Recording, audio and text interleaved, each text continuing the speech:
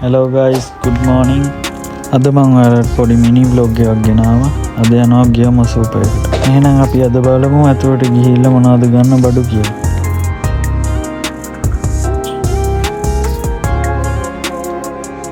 පනින්න හැමෝම වගේ දන්නවා ගියම සූපර් කියලා කිව්වම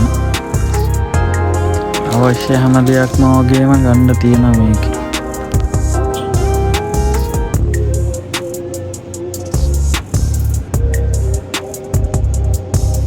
මේක ෆ්‍රීස් කරපු වට්ටක්ක එකක්. ඒක වෙනවා යෙන් 181ක්.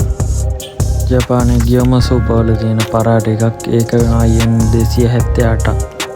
මේ හැම එකකම ප්‍රයිසස් ගහලා තියෙනවා එතනම. මේක ජපානයේ ඉන්න කවුරුත් ආස කරන ශින් රාමෙන් එක.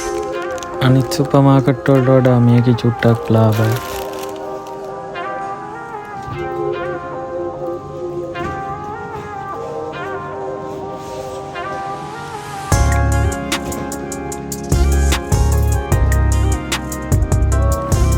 එහෙනම් අදට වීඩියෝ එක ඉවර කරනවා.